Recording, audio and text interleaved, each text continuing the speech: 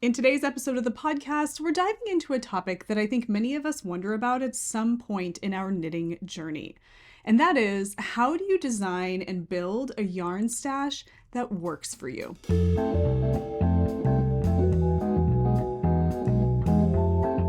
Hello, and welcome to the Wool Needles Hands Knitting Podcast. My name is Taylor, and I will be your host. Today, I want to talk to you guys about something that came up in a recent direct message that I received from a patron over on Patreon. And I'm going to share the question that this person asked, but I also really want to emphasize that this is a question a lot of people have throughout their knitting journey. And I feel like a lot of people kind of evolve in this concept, and that is the concept of what makes a workable, efficient, or practical yarn stash.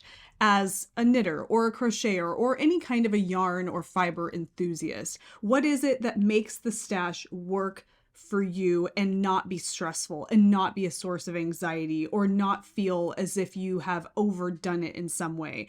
Is a place where you can go and look and feel inspired and feel like what you have is actually what you can put towards a project and not just fragments and pieces of things that are really hard to put together into larger projects. And so I think that I think it's really important to dive into this topic because I think that we all come at this from a similar place and a similar perspective, because we've all been in the position where we're at either a yarn festival or a yarn shop or a big box craft store, who knows, and we're inspired by something that we see, but we find that we either purchase too few or we purchase odds and ends that never really go together into anything inspiring, or we don't really know how much to purchase to begin with and we just don't know where to start. And so our stash just becomes almost a collection of souvenirs bought over time. And I think that it's really important, if we are, and I don't know what this means, this could mean something different to you than it means to me, but if we are serious makers and we really want to have a collection of materials we can really use and be inspired by, we need to have more than just souvenirs that we've acquired over time. Now, that doesn't mean that you can't have those special skeins of yarn that you picked up in a special place and it jogs a memory or makes you feel a certain way. You do you. We all have those. But the point is that when you're building a workable stash, I mean, even if you were to take that whole souvenir segment of your stash and let's separate that out for a minute, because we all have the special stuff that we keep just for,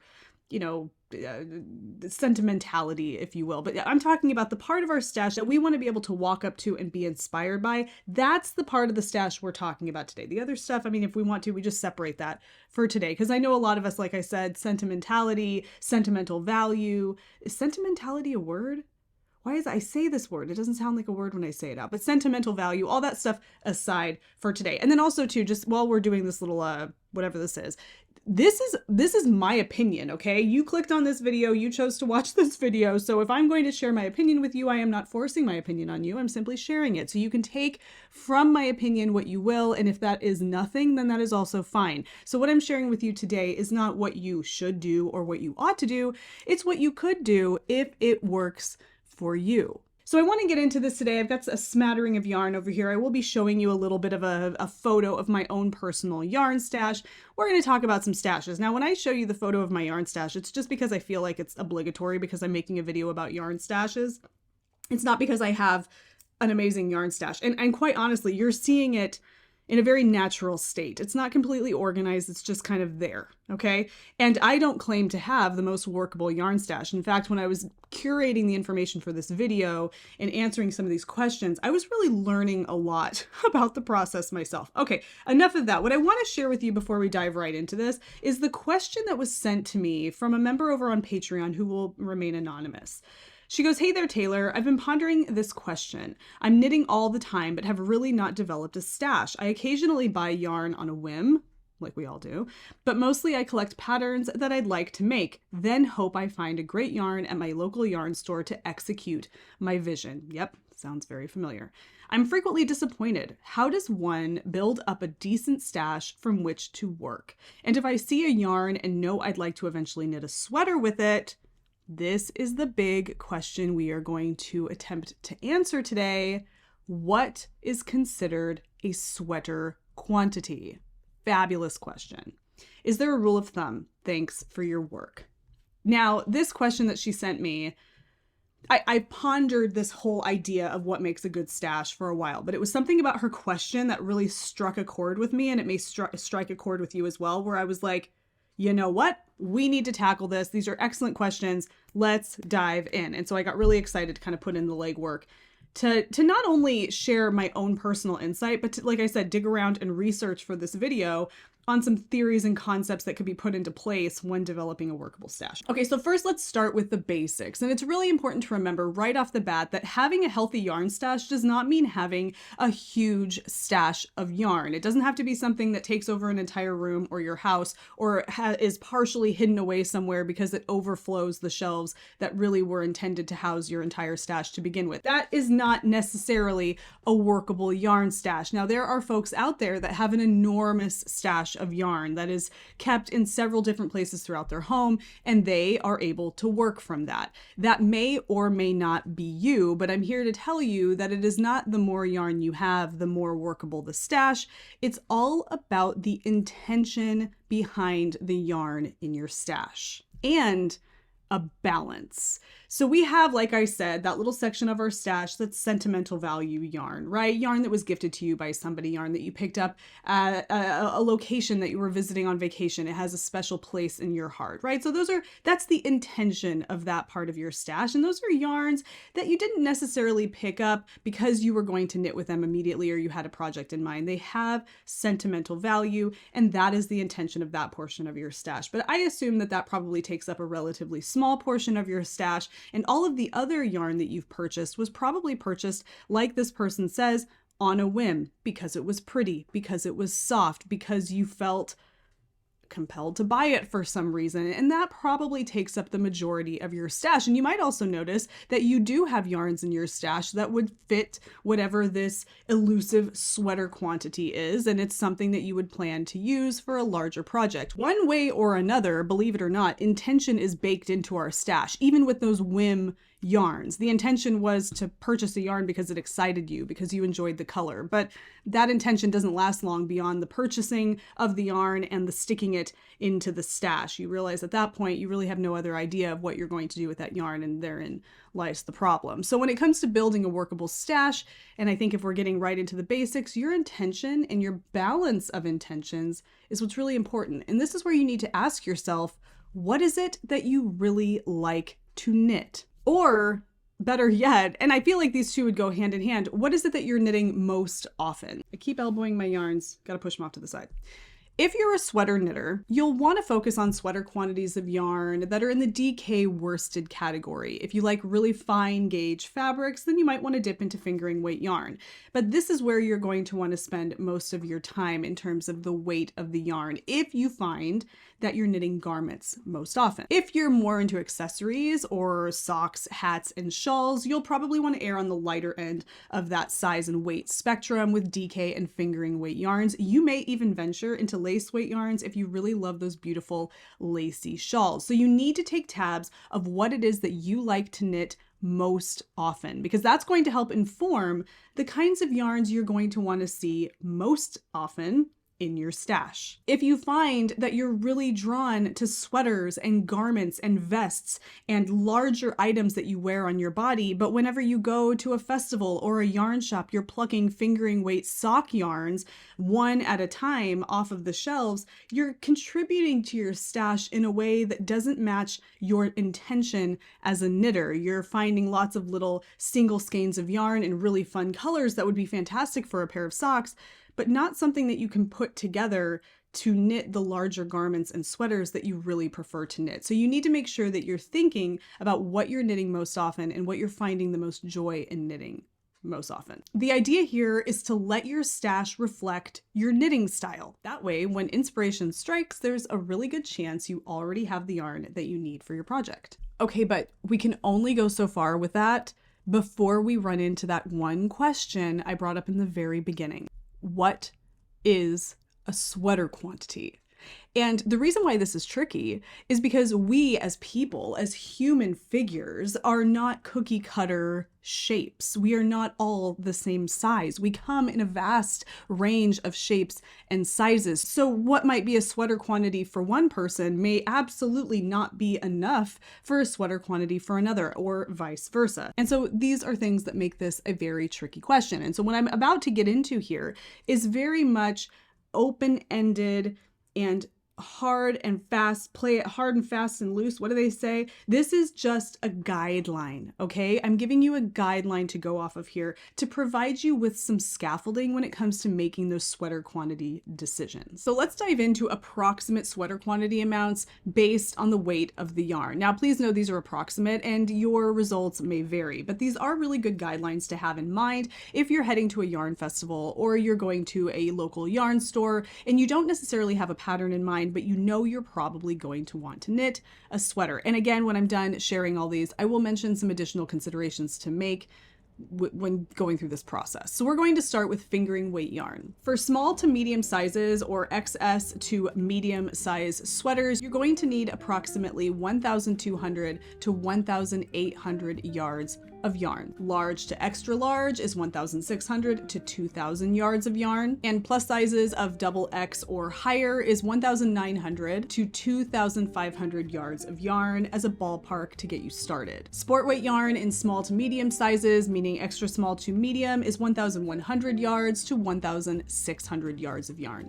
Approximately. Large to extra large is 1,500 to 2,000 yards, and plus sizes is 1,800 to 2,300 yards. Small to medium sizes, or extra small to medium sizes in DK weight yarn, is 1,000 to 1,500 yards. Large to extra large sizes is 1,400 to 1,800 yards, and plus sizes are 1,700 to 2,200 yards. Small to medium sizes in worsted weight yarn is 900 to 1,400 yards. Large to extra large is 1,300 to 1,700 yards, or 1,300 to 1,700 yards. And plus sizes are 1,600 to 2,100 yards of yarn. Aran weight, which is slightly heavier than worsted weight, slightly less heavy than bulky or chunky weight, is going to give you somewhere in between a worsted and a chunky in terms of how much yardage you need for this kind of yarn. Small to medium sizes would be 900 to 1,300 yards of yarn. Again, all of this is approximate. Large to extra large is 1,200 to 1,600 yards of yarn. And then plus sizes, 1,500 to 1,900 yards of yarn. And lastly, bulky weight yarn. This is going to require the least amount of yarn of all of the weights because it is a heavier weight yarn.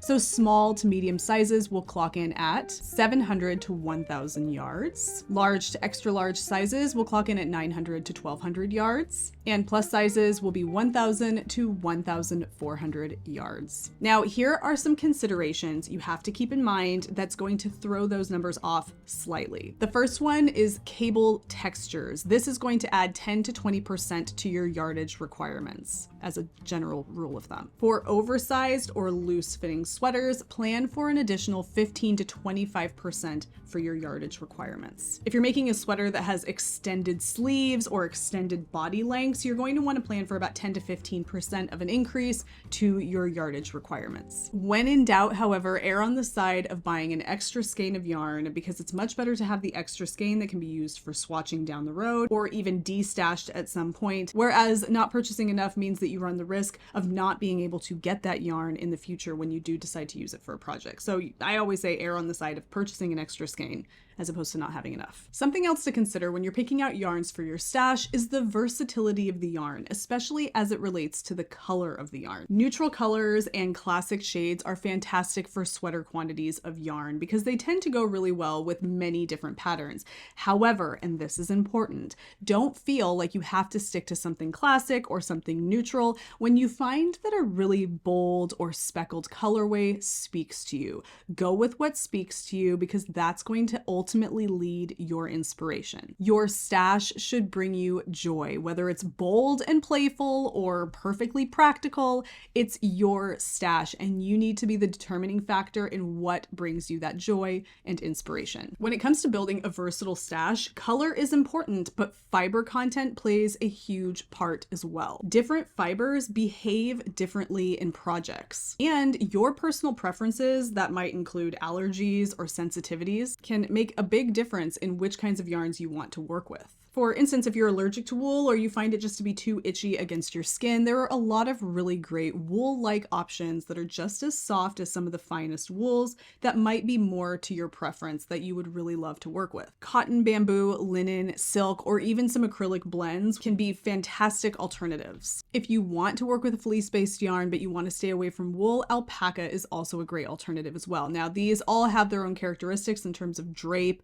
and resilience and all of that, and that's a topic for a video, a different video that I have filmed in the past, and I'll link to it down below. But just know that all of these different types of fibers carry their own characteristics, and those are things that are important to consider when using them in a project. But there are options out there for folks who want to steer clear of wool. On the flip side, if you are a fan of wool, but you would like to have a little bit more variety, there are some really great blends to explore. A nice wool and cotton blend, a wool and silk blend, even a really fantastic wool mohair blend lends durability and some additional softness that makes working with wool a little bit more palatable for those who might be slightly sensitive to its scratchiness. Thinking about fiber content is also going to be really important when it comes to planning, and this is where I'm going to dive into a little bit of the content that I share in the video I'm linking below. Depending on the project you're knitting, you're going to want to consider the characteristics of the yarn. Wool is elastic and resilient, and it will maintain its shape. It's also very insulating and obviously great for cold weather garments. Cotton doesn't have any elasticity at all, so it's not really good for replacing things like wool, but it's great if you're creating summer garments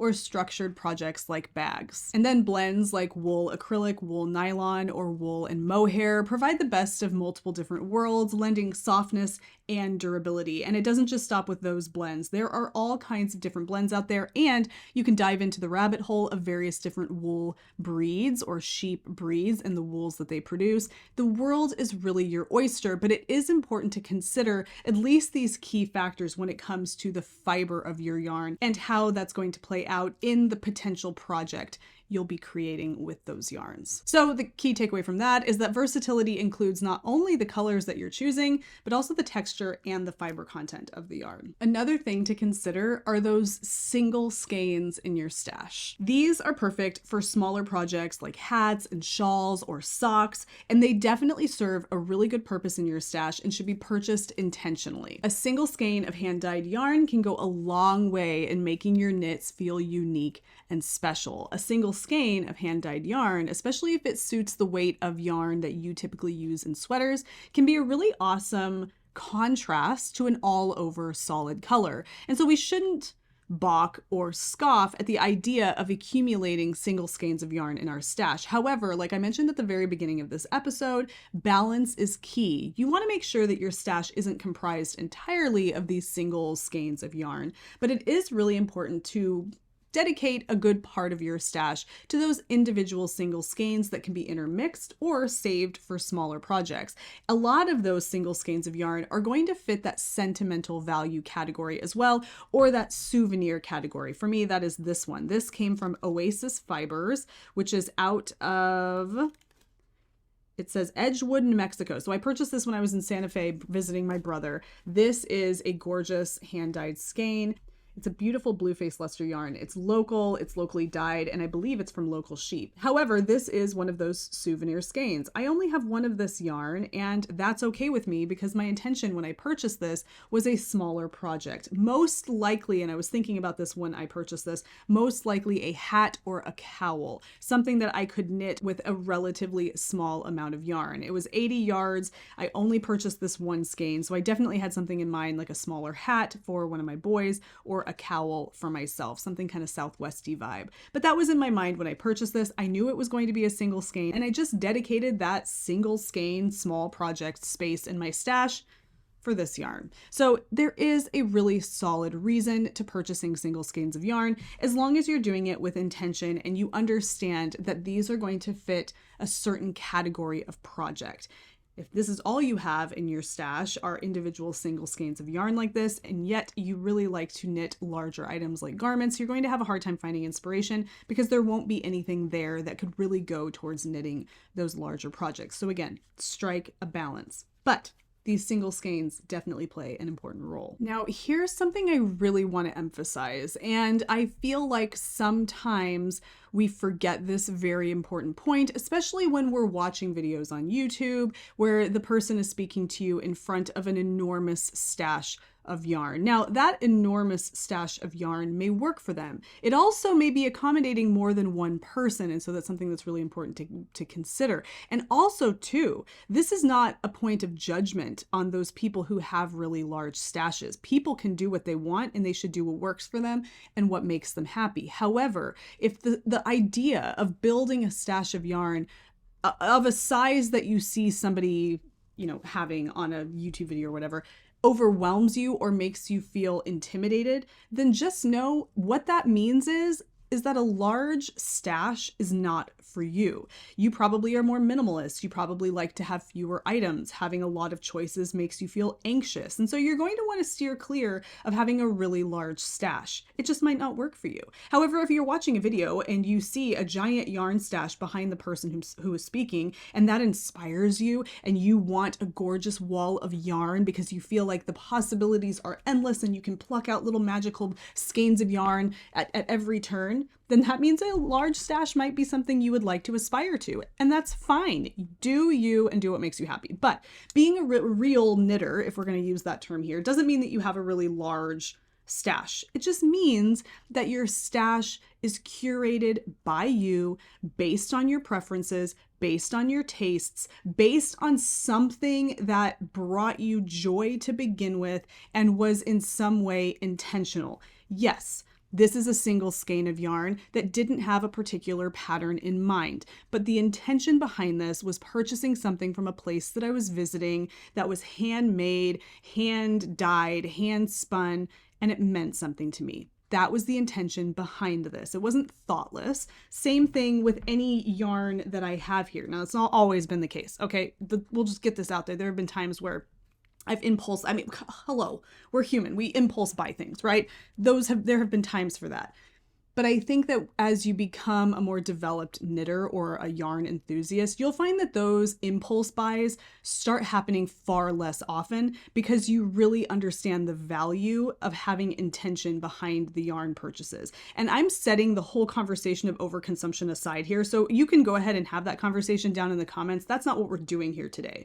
We're not judging people as overconsumers. That's not what's happening. We're just talking about what works for people when it comes to developing a workable stash. And for some, having a lot of yarn might work for them. For others, that might be overwhelming. And so we want to make sure we focus on intention and balance and thought when it comes to putting our stash together, whatever that will look like for you. And building a stash isn't something that should be fast. It's something that should take some time. It's something that you put together over the course of your knitting journey. You're going to start with few skeins and you're going to build them over time. And as you work from your stash, if it's a workable functional stash, you'll notice that you have holes that you want to fill as you go about your knitting journey, and you can do that. And so don't expect to have a yarn stash immediately out the gate, and don't feel like if you're breaking into this hobby and you're just getting started that you need to rush off to a local yarn store or get online and start buying hordes and hordes of yarn to fill empty shelves. You don't need to do that.